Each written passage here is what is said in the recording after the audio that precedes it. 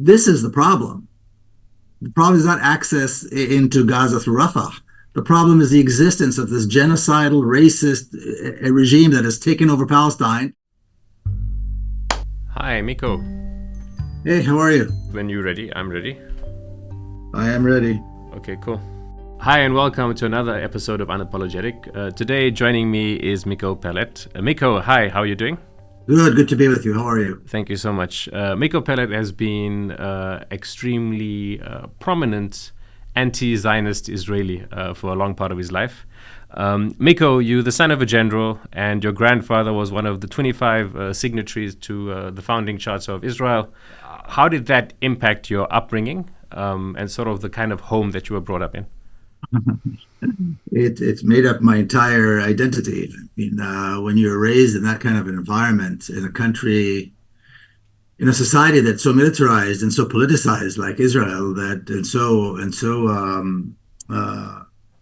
nationalistic, that when your family, your family is made up of people like you mentioned, then that's your entire identity, your entire being. I mean, having a father who's a general, particularly of that generation, who were the officers of 1948 and then the generals of 67. And again, Israel is such a militarized society that the army is everything. It's like having a god for a father. And then later on, learning about other members of my family, my grandfather who signed the Declaration of Independence. I had a great uncle who was a president, and so on and so on. It makes up your entire identity, because that's every single conversation around the dinner table every single day has to do with that, with the state, with the army, with the state, with the army, how we contribute to the state, how we contribute to the to this, creation, the Zionist creation, which is the state of Israel, and its army, which is a central part within it.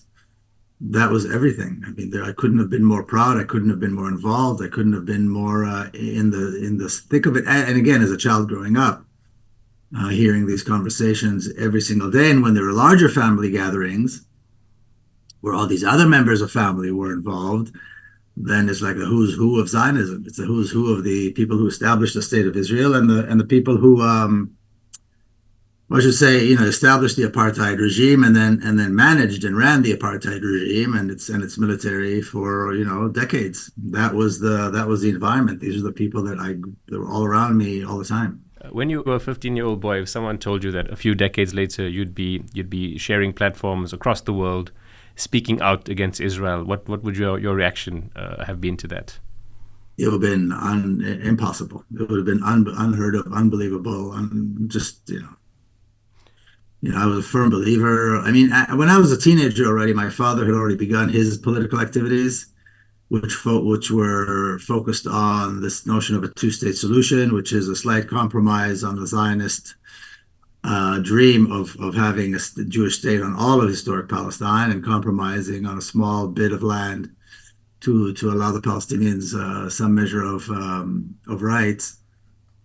So I knew that there were Palestinians. I knew that the Zionists were not perfect, that there were some things that were done wrong. There was an occupation, but that never went beyond that. It never spilled over to an anti-Zionist sentiment or an anti-Israel sentiment, ever, ever, ever. My father fought tooth and nail to maintain his reputation as a Zionist, of course. I mean, it's funny he should have, but because he discussed the idea of a two-state solution, because he promoted the idea of negotiating with the Palestinians, because he met with Yasser Arafat and others, he was put in a place where he actually had to defend his allegiance to Zionism, and he did, and he stood firm, and he was well respected as a Zionist, albeit a Zionist that had some strange idea and may have strayed a little bit. You speak a lot about your dad, and I mean, you mentioned his kind of multidimensional history. He's known. I mean, there's been quotes about him from the Palestinian side that they didn't know whether they should figure out whether they should love him or hate him. That's one of the quotes. He was also known as Abu Salam, the father of peace, and we can see now, given how Israeli society has moved so far to the right. What about your mother as well? How did she and her family influence you? Well, my mother probably influenced me more, by far.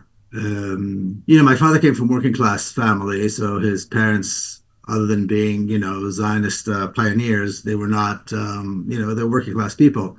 He was the one who rose in the ranks and then moved into that other realm and married up, if you will. She came from Zionist blue blood. The Katznelson family is like Zionist blue blood. Both of her parents were doctors. Her father was heavily involved in the pre-state goings on. He was part of this group of very eloquent, very talented young Zionists who were kind of like the diplomatic corps before the creation of Israel, who traveled around the world and spoke about Zionism and promoted the idea of Zionism. And because they were all doctors and so forth, highly educated people who spoke 6, 7 languages, they shaved their beards. They didn't look like Jews. So, of course, the people in Europe and so on in the United States accepted them and liked them. But the effect that my mother had on me besides that was actually more interesting because she used to talk to me about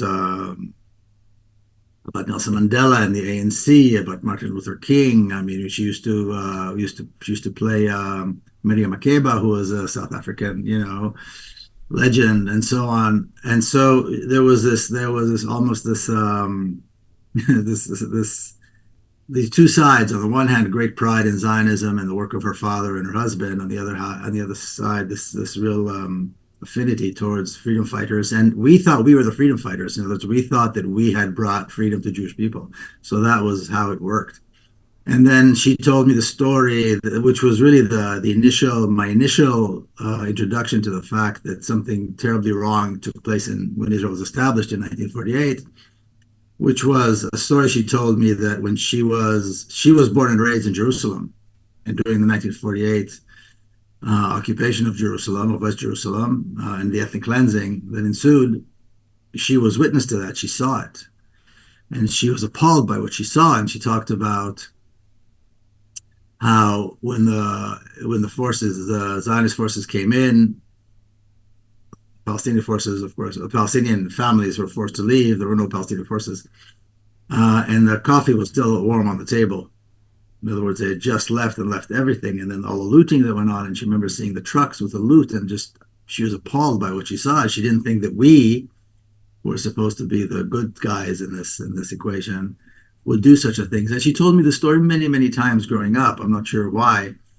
And it wasn't until I was actually working on the book about 10, 12 years ago that all these stories came back to me. And fortunately, I was able to speak to her at length about this. But she felt very strongly about how sad and wrong it was to deny Jerusalem this wonderful population, which, I grew up, I didn't even know there used to be Palestinians in West Jerusalem, because West Jerusalem ended up becoming the Israeli side of the city. And suddenly, I'm like, wait a minute, there were Palestinians here, and then you hear more and more stories after that. So that was a defining moment in realizing what actually she was telling me, because it was contradicting the narrative. It was contradicting the national myth that we were attacked and we were the ones who had to fight for our freedom, and we were the ones that had to fight against the Arabs who came to get us. How do you think your mom reconciled her attachment to Zionism and her knowledge and firsthand, account of what she experienced and saw? Well, there's a cognitive dissonance. There was no other way to explain it. It was cognitive dissonance. My last interaction with her that was on that level, we were sitting in her house several years ago, and I was already very active, and my book had been published. And she kept, after my father passed away, she kept his study pretty much intact, with books and pictures. And he had a portrait of David Ben Gurion, who was Israel's first prime minister and kind of the leader of the founding father, if you will. And he had a signed and autographed photo of Ben Gurion, to General Peled, da, da, da. And of course, growing up, we admired that photo. Many years later, I said to her, why are you keeping this picture up here? He was a war criminal. He did terrible things, which she was aware of. But she said, oh, no, are you kidding? No, without Ben Gurion, we would never have had a state. We would never have succeeded. So it's cognitive dissonance. There's no other way to explain it. She had to live with these contradictions. I mean, she's still alive, but she's lived with these contradictions her entire life, seeing the injustice and then still feeling proud of Zionism and the state of Israel. So straight after school, you go into the army. That's what I understand. And then shortly after that, you leave the army. Why did you leave, and how old were you when you left the army? No, I did my full 3 years of mandatory service. How did what happened in 1982 with the Israeli war in Lebanon? How did that impact how you started to see Zionism and Israel? Well, the invasion of Lebanon was a breaking point to many Israelis of my generation because, this was 2 years into my military service. I was already kind of getting this unexcited about the whole idea of the army and what it does. But I remember, every Israeli, between the ages of 18 and whatever it is, 45, knows that one day they're going to get a call where you have to just grab your stuff and rush to the base. And I was home. I was on leave that weekend, and I got the call. So you rush to the base, you hitchhike, and I arrive. Of course, I wasn't doing. I was an instructor at a base near Tel Aviv teaching first aid. I wasn't in any way, shape, or form, a combat soldier. And we're hearing that the Israeli forces once again invaded Lebanon, but it was going to be a 40-kilometer incursion just to get rid of some terrorist cells, what they call terrorist cells.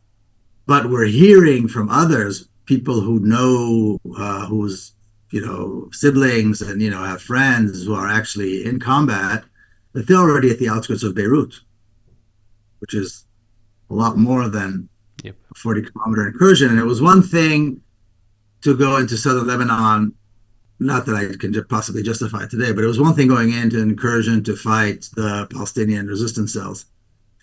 But going in and all the way to the outskirts of a capital city, of a sovereign state, is an entirely different, and then denying it, of course, not even saying it, is an entirely different thing. And then it turned out that even the prime minister was not quite aware of what was going on.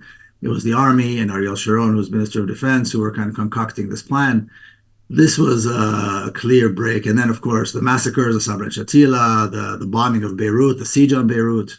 These were things that many of us felt were that's not what we signed up for. That's not what we believed in. That's not what we thought it was about. Of course, had we known more about the history of the IDF and the state of Israel, it would not have surprised us, because that's that's what the state of Israel has been about all along in the IDF. But at the time, it was a big shock, and it was another crack in the wall of belief, in the wall of faith in Zionism and the Israeli army.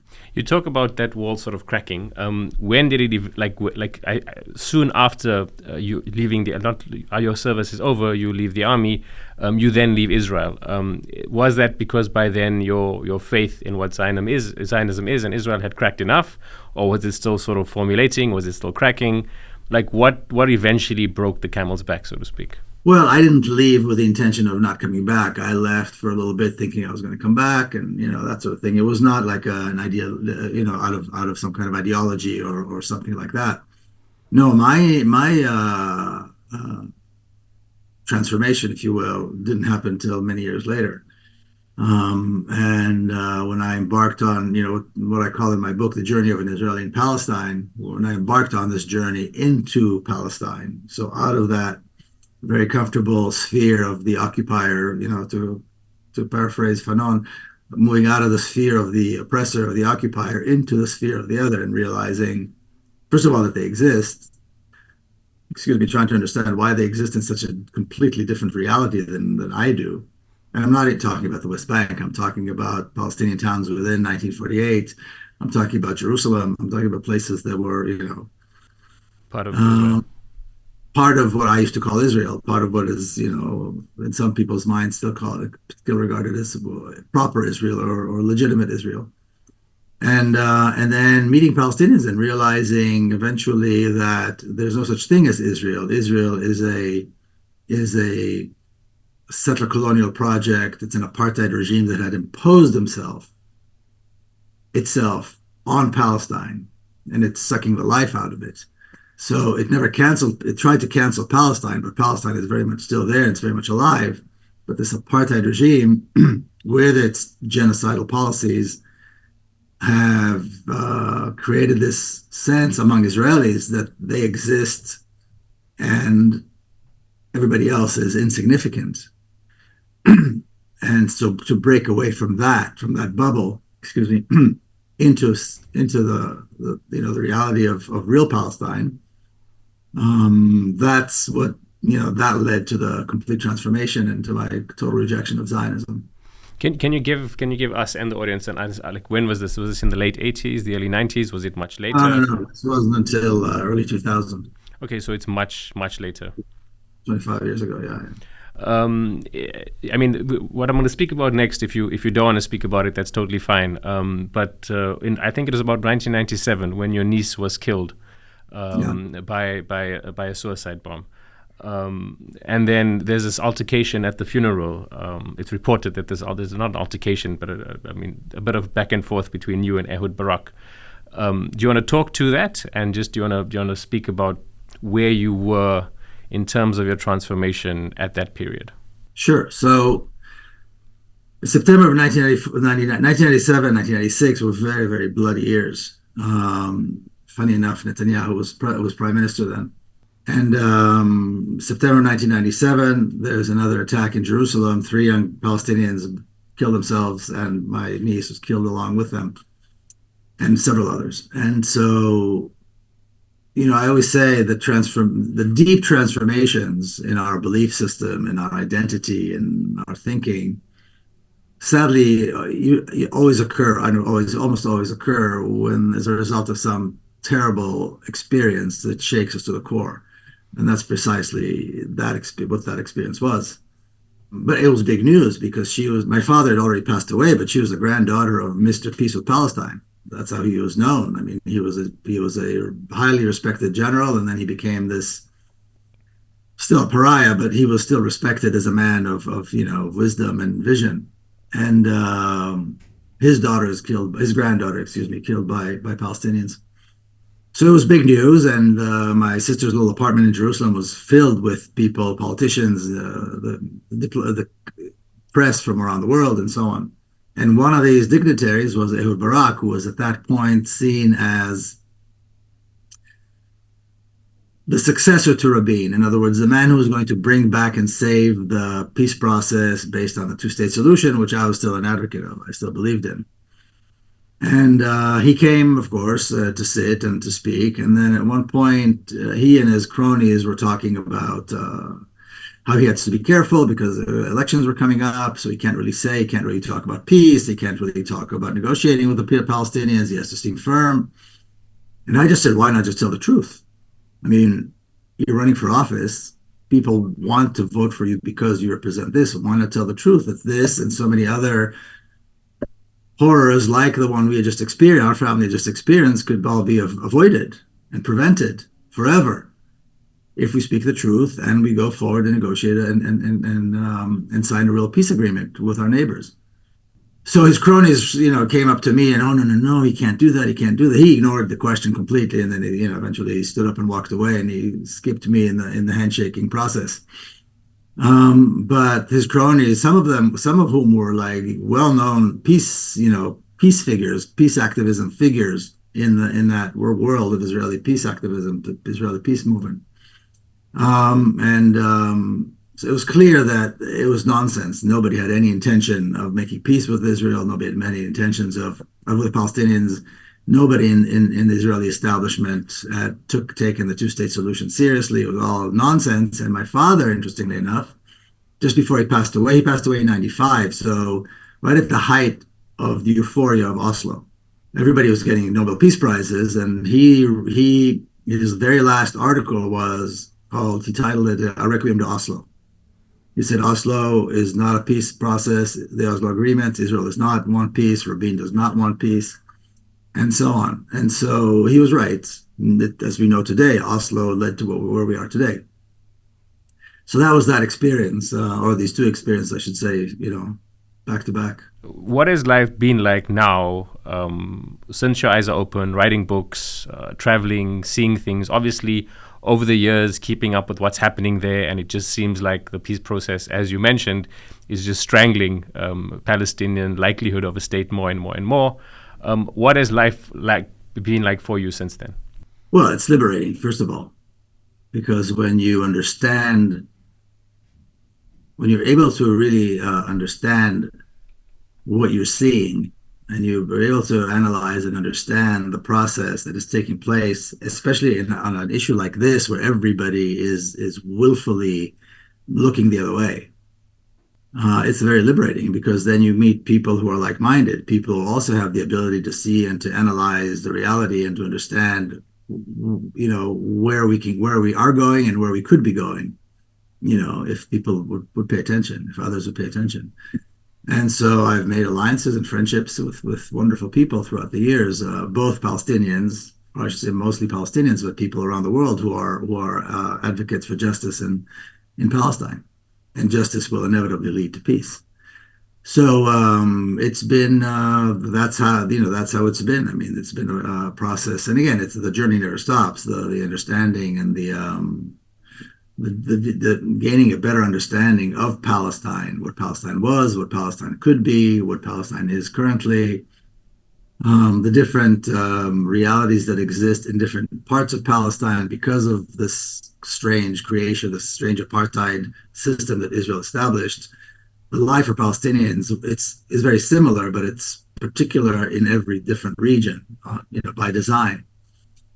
And so understanding, getting a good grasp of what that is, it helps to get a good grasp of how we move forward if we want to resolve this, if we want to see the end of the violence against the Palestinian people. There is a solution that's very, very clear. And to have that insight, you have to have the ability to know what is happening on the ground and to have like a clear mind so you can really view it and understand it and accept it. So I had to really break my ties with my past in terms of my thinking, some acquaintances and so on. And so in order to do that, but it's a very, personally, of course, I mean, it's tragic, it's painful because of what is happening to my Palestinian brothers and sisters. But personally, it was very rewarding and liberating. Going back to, you could say, let's start with 1982, with the war in Lebanon.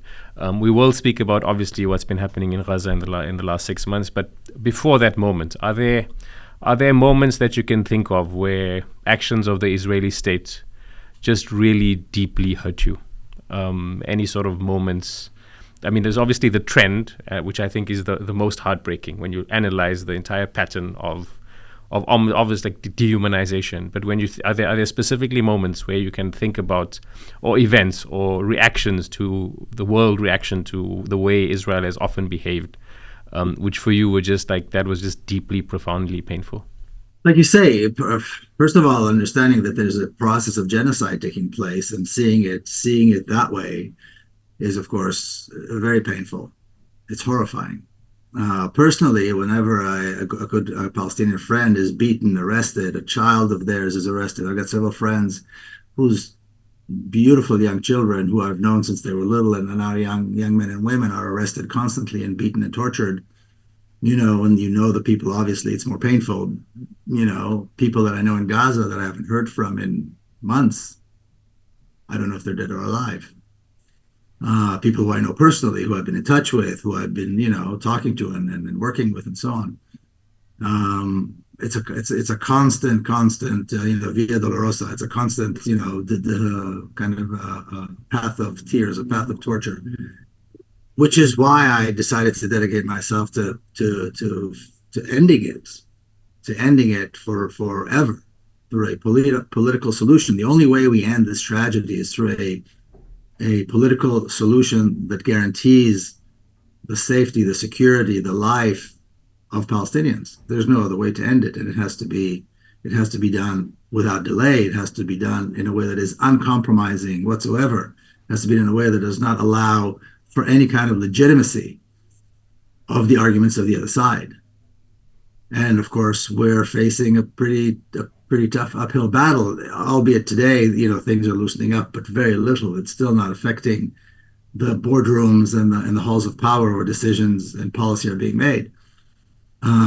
So that to that end, now that's why I'm here in Washington D.C., dedicating myself to that, to pushing forward a clear political idea, and then a strategy that will bring us to this final solution, final political resolution of the genocide of the Palestinian people.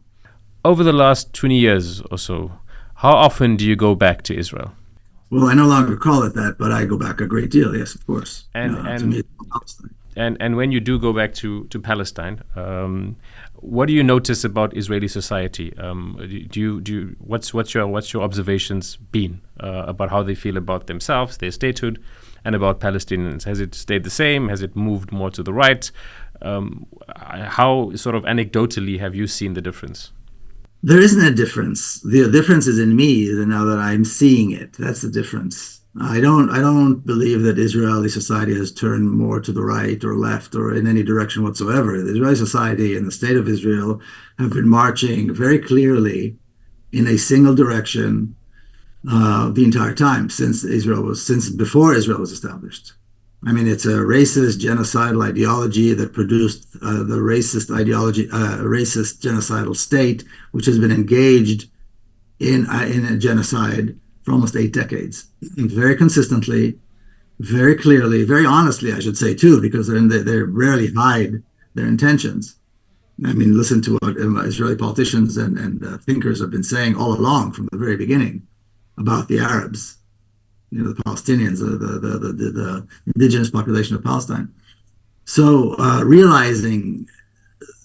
so the change is in me. So now, because I've changed, I see it and I hear it, and it's incredibly, incredibly, I don't know what to say, enraging, to hear it, and the kind of the plain way in which the most genocidal, racist things are being said is horrible. But that's the reality. That's what Israel always has been, and I used to be part of that.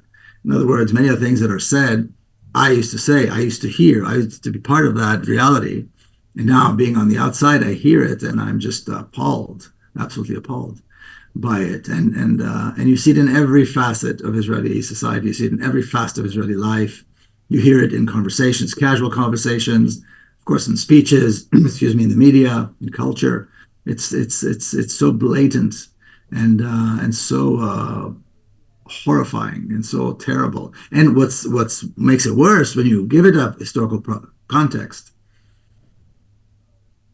the genocide of the Jewish people in Europe ended in 1945. 3 years later, the genocide of the Palestinian people commenced by the Zionist organization, which claims to represent the Jewish people. And the world just looks away. You mentioned, you say how the world reacts to this. The world not only doesn't care, the world is not only allowing it, the world is supporting it. The world is an accessory to this genocide.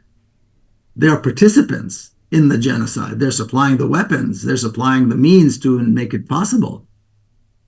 Of course, Germany being one country, the United States being another, the main culprits in this, the two main supporters of this genocide. And again, 3 years after, the international community came up with crimes against humanity and a whole set of laws that define crimes against humanity, the definition of genocide, and the statute and so on.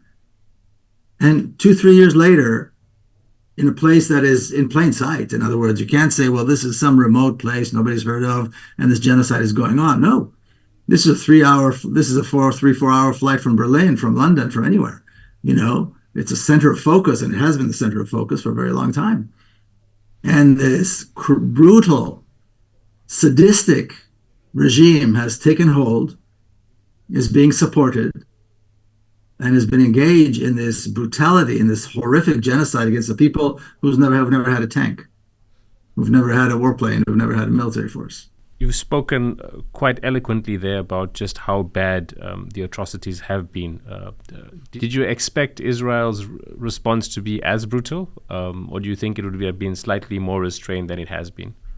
You're talking about October 7th. I mean, we will also speak about October 7th, but we'll get there later. But just the reaction by Israel to October 7th. Have you been surprised at just how brutal Israel's response has been? Let me put it this way: a lot of my earlier videos and lectures are being kind of regurgitated and posted since then.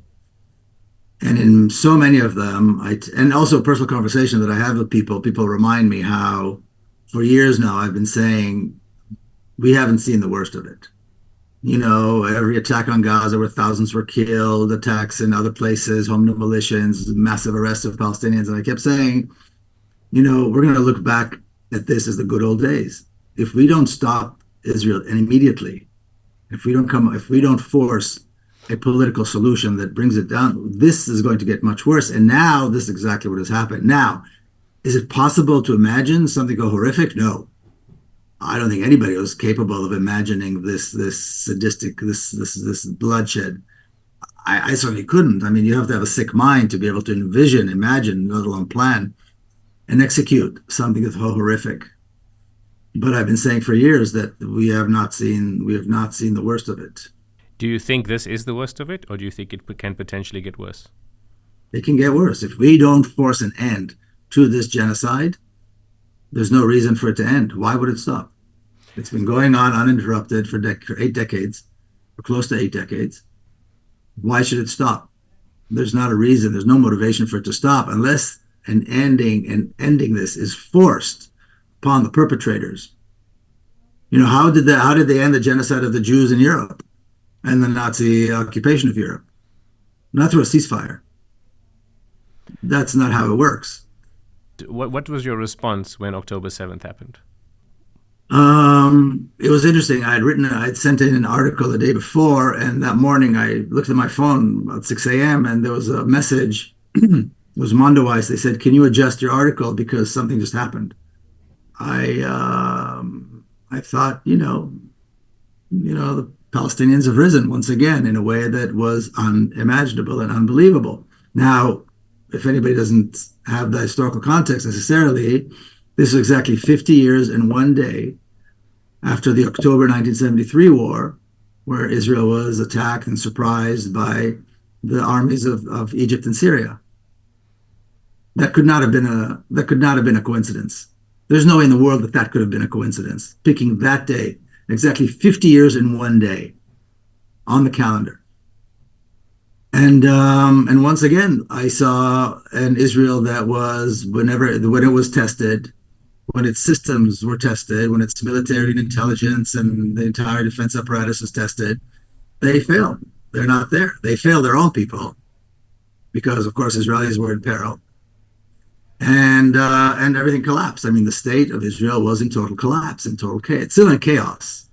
It still has not recovered in terms of the functioning of the state, but it was in complete chaos. It was paralyzed for weeks. And what we saw a group of fighters coming out from one of the poorest, most depressed, most economically depressed and oppressed areas in the world, where you're lucky if you have a meal a day and clean water to drink, not to mention a little antibiotic to heal a cut.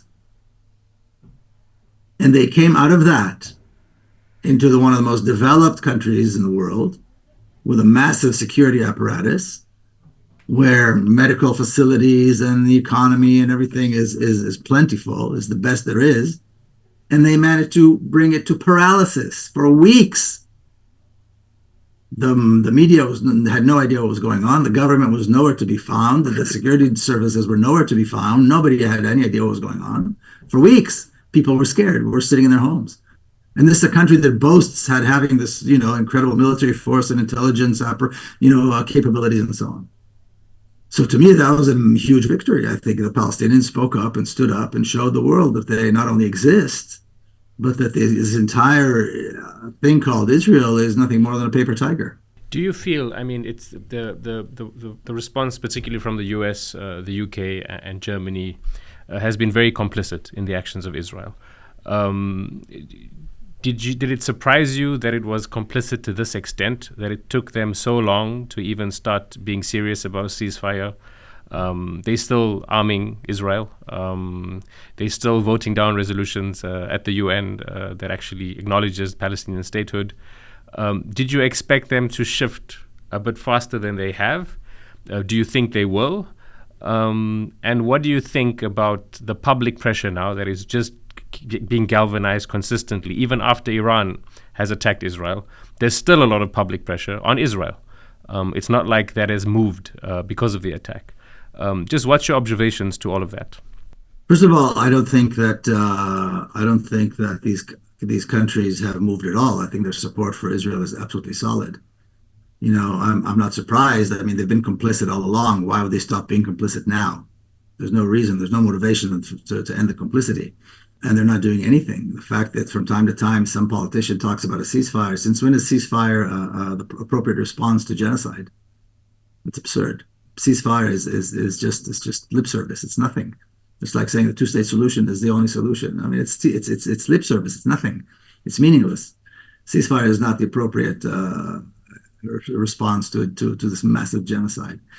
And so I'm not surprised at all. I mean, I think I think it would be completely um, irrational to expect any other response, knowing the history of the complicity and the connection between and it's not really not only the West. I mean, India, the African continent is mostly, supporting Israel and everything. So I mean, but it's not surprising. Israel has been working very hard to get to this point where it has this support across the board. Now, the fact that there are protests, it's a cost of doing business. The problem is, and this is what I'm dedicating myself and several others of us here in Washington D.C. is that we are not reaching the boardrooms and the halls where decisions are being made. The rooms where decisions are being made, the halls of power are still insulated. They're ignoring what they're seeing in the streets. They're supporting Israel. You can't, it's impossible to get a meeting with a congressman if they know who you are. Now, you might sit with a staffer for now. Do you And think? sorry, let me just finish. No, no, go for it. We, as the people who care and the people who are, have taken on this challenge, need to do a better job so that we can reach these halls of power, so that we can reach the decision makers and force this agenda onto them so that it ends. Do you think there's we're living through some sort of moment where there'll be some sort of massive public conscious sort of change, given the extent of the doublespeak, given the extent of the anger, given that there's a massive generational divide on how people feel about this, and not to mention the most obvious thing, that the scale of the atrocity and the genocide is just so glaringly, blatantly brutal and apparent. Yeah, I mean, we're definitely at a historical intersection. There's no question. There's no question that this is, it's like Tiananmen Square. The fact that we are at a point which could be a watershed moment doesn't mean it will be. It could be another historical footnote, or it could bring about massive change. It's up to us. It's not something that comes down from heaven. If we are relentless, if we figure out how to get into those places where decisions are made and force this issue and force the notion that apartheid must be dismantled, force them to understand and not only understand, but actually comply and work towards the dismantling of apartheid and allow a real free democratic Palestine with equal rights to emerge. If we don't force that, this will be like Tiananmen Square. It'll be another historical footnote. Great moment, but lost and missed and gone. So it's up to us. Realistically, when you look at everything that's going on, and obviously Israel still very blatantly hangs the threat of a Rafah invasion on the Palestinians and on the world in some way. The fact that there's no end game in sight. Israel has not officially committed to leaving Gaza at some point at all. In fact, they've done the opposite in terms of their rhetoric. There doesn't seem that there will be any imminent pressure on them from powers. What do you think happens up? Do you think Gaza will be ethnically cleansed substantially? As unfortunate and as difficult that is to think about, what do you think will actually be a realistic scenario, and where this likely ends a year from now or 5 years from now? Well, first of all, there is an end game. Israel has an end game, and it's doing everything it can to get to that point. It's just nobody on the other side has an end game. Everybody's following Israel's lead. Israel is initiating, and the rest of the world is responding, as opposed to having it the other way around. When you have a genocidal apartheid regime, you need to stop it. Unless there are severe sanctions, an embargo on arms, a no-fly zone over Gaza, it's not going to end. Israel is marching forward, like I said very clearly, for 8 decades. They know what the end game is. So they're not immediately going to, kick out everybody from Gaza, but they will start building settlements if they can. They will move populations. They will create these pockets like they did in the West Bank. I mean, there's no West Bank, by the way. There's no such thing as a West Bank. It's called Judea and Samarica. It's completely integrated into the Israeli system in terms of highways and education and law enforcement and bureaucracies and all that. So all the cities that have been built in the West Bank over the years but the only difference is that there are what they call pockets of an alien population. They'll do the same thing probably in Gaza eventually. I mean, Jared Kushner said it best. Jared Kushner discovered that Gaza is very valuable beachfront property. The fact that Palestinians have been cultivating and enjoying this beachfront property for millennia is of course, has escaped him. White people should be enjoying it, and there should be condos and hotels and swimming pools, what he's used to with his father-in-law. That's the concept, and he said it very well, and that's precisely where these things are going to go. What exactly will be done by the population? I mean, obviously nobody cares. Nobody cares if they live or die. Nobody cares if they're moved from place to place. Israel is still in a position where it can threaten and is calling the shots after all of this. Never mind the 76 years, but the last whatever it is, 6 or 7 months of this bloodletting of Palestinian blood. We live in an entirely in a reality where Palestinian lives don't matter at any level. Today, I was talking to I have my own little podcast, the Miko Peled podcast. I was interviewing a nurse who just come back from Gaza, from volunteering there. Children are dying from sepsis because they run around barefoot, of course, everywhere. They have cuts on their feet. There's no way to clean them because there's no clean water, and there's no antibiotic ointment to put on them. So they're getting sepsis, and they die. Children are dying from simple cuts in their feet. Can you imagine? I mean, I have children. Anybody who has children, can you imagine your child has a cut? You put a little ointment, a Band-Aid, it's gone. Can you imagine? Can you imagine a child dying from a small cut? Now they have no more than one cut because they've been running around barefoot on this debris for a long time. And to make it worse, any point in the Gaza Strip, a 10-minute drive, you've got the best medical facilities, access to clean water, access to food, access to everything. I mean, that's the problem. Open the gates, open this prison, and let people out. There's no reason for people to be hungry or sick or dying in the Gaza Strip because there's all these hospitals, like I said, less than 10 minutes away from any point in Gaza. So they're airdropping, they're trying to bring a flotilla, which is probably not going to happen. They're bringing this, that. There's thousands of trucks with millions and millions of dollars worth of humanitarian aid that's rotting, by the way, because Israel won't let it in. But nobody is thinking to demand that Israel open the goddamn door and break the wall and let people free. Within a 10-minute drive, they can have everything they need. That we don't need to see people dying like this. It's only because Israel is being allowed to get away with murder. This is the problem. The problem is not access into Gaza through Rafah. The problem is the existence of this genocidal, racist regime that has taken over Palestine and has occupied people's minds, and everybody's following them like they're, I don't know what. That's the problem. Miko, I mean, it's a very sad and sobering analysis. I tend to agree with a lot of what you said.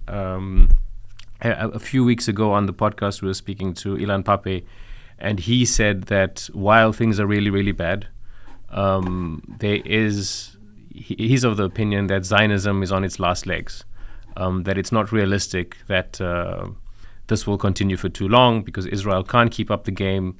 The world's eyes have been opened. It's a logical end that a supremacist culture like that cannot just go on for too long. What would be your response to that? Who knows? I mean, he's a historian, so he's looking at it from an academic, historic prospect. I'm more interested in the politics. I'm looking at the politics, and I'm saying I don't see this ending unless there's a political resolution that is forced down. I mean, he could be right, and hopefully he will be right, but is it going to be soon, or is it going to take another 50 years? I was talking to George Galloway on his show at one point, and he said, do you think it'll happen in our lifetime, our children's lifetime? I said, are you out of your mind? Our children's lifetime? This has happened now, right this minute. We need to demand severe sanctions, an arms embargo, and a no-fly zone right now so that not a single Palestinian dies anymore. children dying from cuts on their feet and from dysentery and maybe cholera. Nobody knows for sure, but it looks like there's cholera epidemic. Never mind the bombing. 10-minute drive from 20-minute drive from Tel Aviv. Are we out of our minds? We're going to let this go on? It's happening on our watch. This didn't come down from the heavens. We allowed this to happen. We allowed this to happen. This is happening on our watch. As people of conscience, as people of care, who care, what are we doing sitting down talking about next generation, what? How much longer are we going to allow this to continue? We vote for the politicians in the UK and here in the United States and Germany. We vote for these politicians who agree to send the money and the weapons and to give the diplomatic cover, who do not impose sanctions. There could be sanctions tomorrow. This can end. And then billions of dollars should need to be given to rehabilitate Gaza and its people. This needs to happen now. Never mind thousands of political prisoners languishing under horrific conditions, more horrific than they've ever been before, in the apartheid jails. We can't let this continue. It's on us. This is happening on our watch. What are we going to tell our kids? We just sat there and hoped it would end? That's not how things end. Miko Peled, thank you so much for your time. It's been a sobering conversation. It is a very sad reality. But thank you for your time. And let's hope for the best for the Palestinians and for everyone involved. Let's do more than hope. Let's act. Let's act. Thank you so much. Thank you so much. Thank you.